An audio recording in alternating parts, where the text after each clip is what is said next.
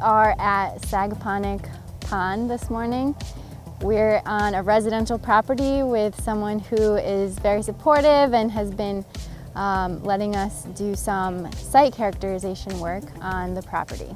This is part of a site that's a bigger effort to look at groundwater impacts to embayments. Sagaponack is one of those embayments that we've been looking at throughout the South Fork mostly, that we want to characterize the groundwater inputs related to nutrients, specifically nitrogen, and how they can impact a small embayment, or relatively small embayment like Sagaponack, that's not open all the time to the ocean, that builds up nutrients, that has harmful algal blooms and other stresses. So the work that we've been doing is to characterize that, identify hotspots, and then ultimately work towards a remedy.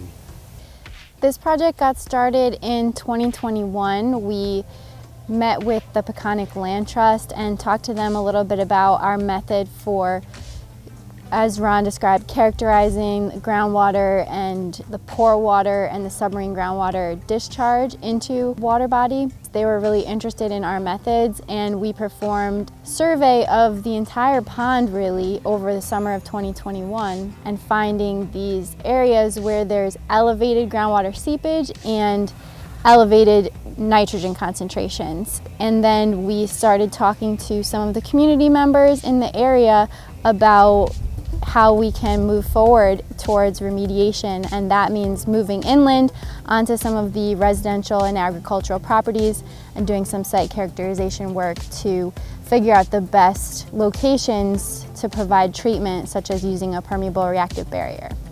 The Peconic Land Trust has been protecting land around Sag Pond since the late 80s. We worked closely with neighbors to purchase properties as they came up for sale. We also had donations of conservation easements on a variety of properties. So we've been very active and working with the community to preserve what we know and love.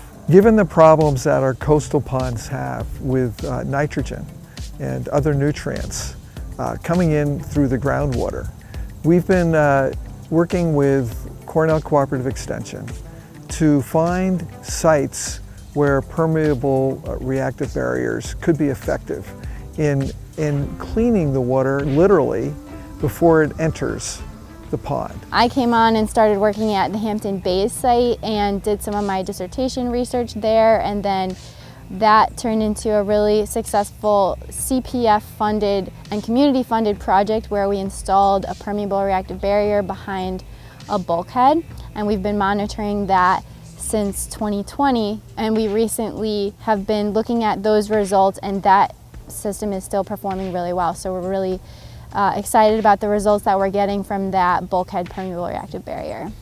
With any type of new technology, it's really important to test the assumptions made, and that's certainly the case with permeable reactive barriers, PRBs.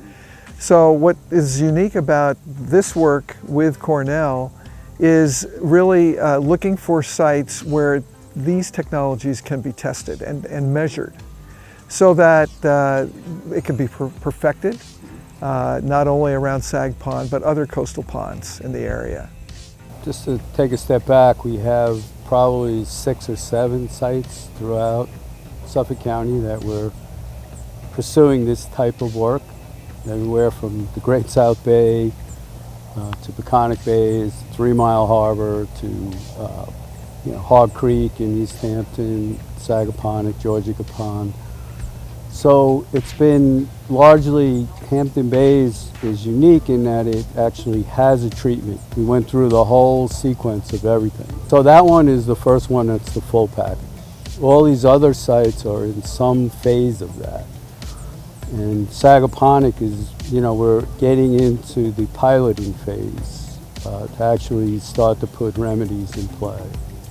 Sag Pond is impaired, it's stressed like many other water bodies, but there's great potential here to do something about it, and it's still healthy enough that it, you know, it can be turned around, not only with our effort, but improving septic systems, controlling fertilizer use. It's a package to improve a water body.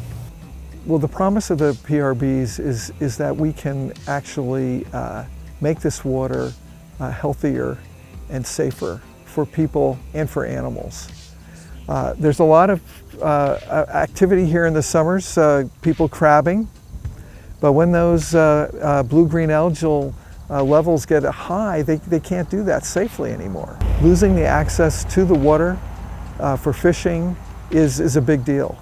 So that's what this is all about. I think that's what's intriguing, that it's going to take decades to change everything else. Hopefully, you know, we're wising up as a society. But this is a real thing you can do now, and it's kind of exciting about piloting, improving, developing, you know, these methodologies.